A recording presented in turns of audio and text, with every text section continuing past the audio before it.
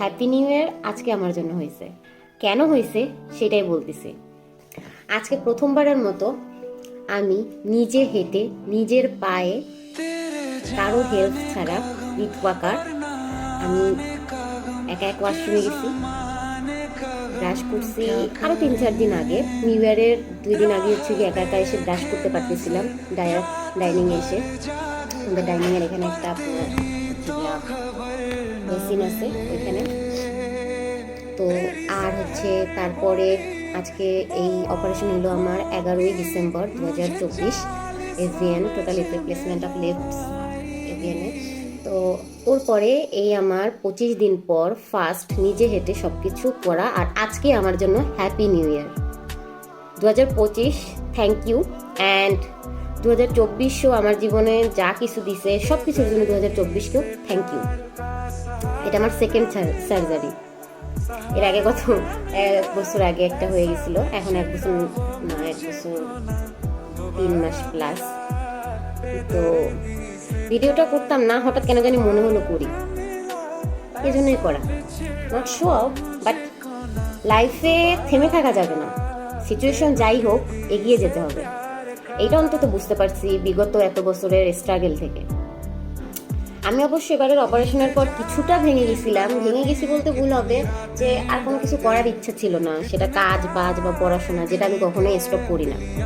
আমি কখনোই মনে থেকে চাই নাই এখন পর্যন্ত আমার এত বছরের স্ট্রাগলের ভিতর, যারা আমাকে চেনে তারা জানে যে অন্তত আমি পড়াশোনাটা করতে কখনোই চাই নাই, বা পড়াশোনা করবো না বা কাজ করবো না, কোনো কিছু করবো না। বাট এবার আমার মেন্টালিটি কেন জানি ছিল এইরকম একটা বিষয় যে কিচ্ছু না।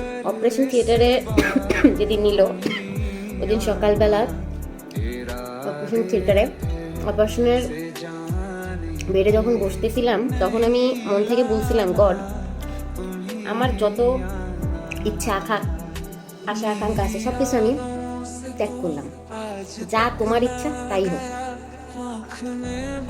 আমি না কিছু চাইবো এখন থেকে, না কিছু, জাস্ট আমার যা করতে হবে ডেইলি যেটা হবে সেটা অ্যাকসেপ্ট করে নেব। নাও গড, ডিভাইন প্ল্যান আসলে একটা বড় জিনিস। ডিভাইন কখন আপনার লাইফে কি করবে আপনি জানেন না, শুধু আমরা পাই কি ডেইলি লাইফটা এনজয় করতে। সিচুয়েশন যাই হোক এনজয় করা উচিত। I want to share some clip with you. আমার এই সিচুয়েশনে যারা যারা আমাকে হেল্প করছে তাদেরকে অসংখ্য ধন্যবাদ। মাই ফুল ফ্যামিলি, মাই রিলেটিভস, আমার ছোট দাদু কুবের হালদার অ্যান্ড দিদু, এরাও অনেক হেল্প করছে। সাথে হচ্ছে যে ডাক্তার দাদু, আপনার হচ্ছে গিয়া অমিত হালদার, যে হচ্ছে পিজি হসপিটালের একজন খুব ভালো ডাক্তার, ওনার হেল্প ছাড়াও এটা সম্ভব ছিল না। My mother and father and আমার ছোটো ভাইটা সব থেকে বেশি কষ্ট করছে। ও ক্লাস 8-এ পড়া একটা বাচ্চা, এবার 8-এ উঠছে, গত বছর 7-এই ছিল যেহেতু। তো ওর এক্সাম টাইম, আমার অপারেশন টাইমটাই ছিল ওর এক্সাম টাইম। তো ও একাই ছিল এখানে বাসায়, সাথে সাপোর্ট হিসেবে ছিল আমার ফুল রিলেটিভস, আমার ফ্যামিলি, আমার জ্যাঠাতো ভাই, বৌদিরা, আমার বড় মা মানে জেঠিমা, তারপর হচ্ছে গিয়া আমার মাসি, দাদারা, সবাই অনেক হেল্প করছে। সবাই এমনকি ঢাকা থাকা অবস্থাতেও আমাকে অনেক হেল্প পাইছি। এমনকি আমার যেসব ফ্রেন্ড সার্কেল, আমারে কেউই অবশ্যই এবছর জানতো না যে আমার এরকম একটা হঠাৎ করে সাডেনলি প্রবলেম হয়েছে। তো অ্যাট লাস্ট যখন আমার ব্লাড প্রয়োজন হয়েছিল, তখন আমি একটা পোস্ট দিয়েছিলাম, জাস্ট আমি সুমাইতারই ফার্স্ট জানিয়েছিলাম, একটা কল করছিলাম, ও একটা পোস্ট করছিল। তারপরে ওর ওই পোস্টের পরে যখন আর ব্লাড ম্যানেজ হচ্ছিল না, মানে এক ব্যাগ হওয়ার পরে, তখন আমি একটা পোস্ট করছিলাম যে আরও 1 ব্যাগ ব্লাড লাগবে। তখন রায়তা আসছিল, সবাই আমার সব ফ্রেন্ডরাই যথেষ্ট ট্রাই করছে আমার জন্য হেল্প করে। শিয়াবের সাথে রাতে কথা হয়েছিল, আর ও রাতে একটা ব্লাড ম্যানেজ করে দিছিল। একটা ব্লাড হচ্ছে শিয়াবের মাধ্যমে ম্যানেজ হয়েছে, আর একটা ব্লাড ম্যানেজ হয়েছিল অনলাইন থ্রুতেই মার এক নোন এক আঙ্কেলের মাধ্যমে। তো ওইখান থেকে তো গেল এই জিনিসটা। এরপরে কিছু ফ্রেন্ড আছে, ওদের কিছু কথা মজা লাগতেছিল, যেমন ফোন দিতে, দোস্ত আমার তো বি পজিটিভ। তখন আমি বলতেছিলাম যে চলে আয় ব্লাড দিতে, বলতেছে আমি থাকলে তো দিতে পারতাম, বলছে যে ব্লাড কুরিয়ার করে পাঠিয়ে দেয়। ও মোমেন্টও হাসতেছিলাম।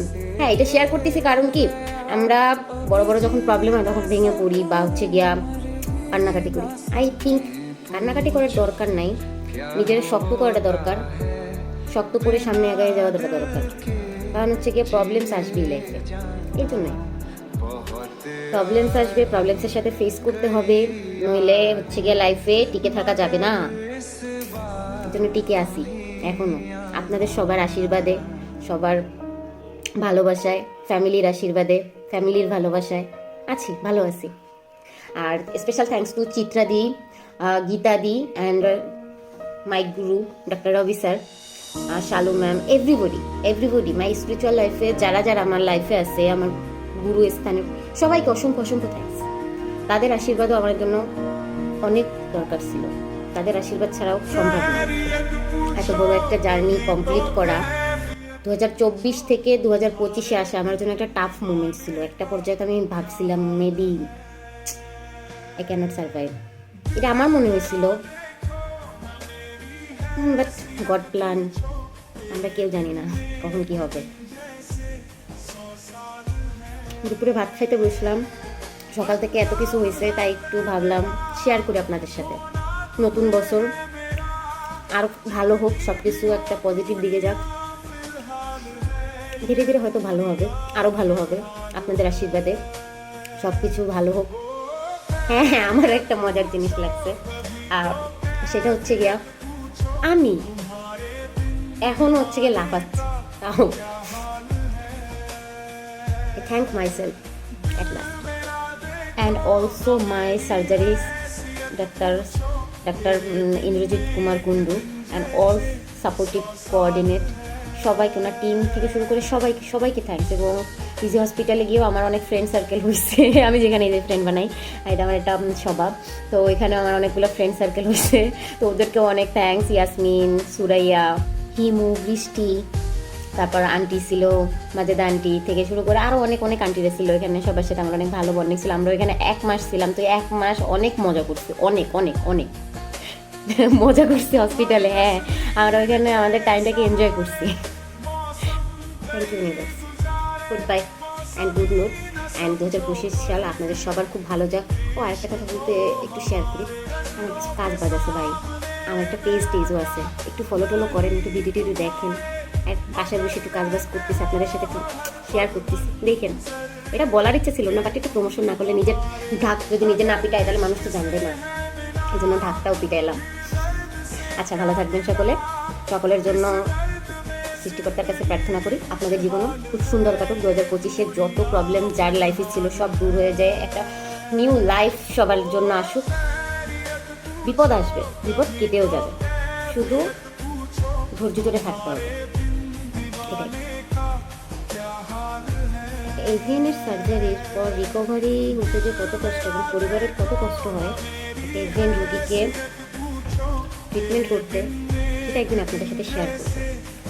তার লাইফ স্টাইল কেমন যায়, অপারেশনের আগে থেকে অপারেশনের পর পর্যন্ত কী করতে হয়েছে স্টেপ বাই স্টেপ।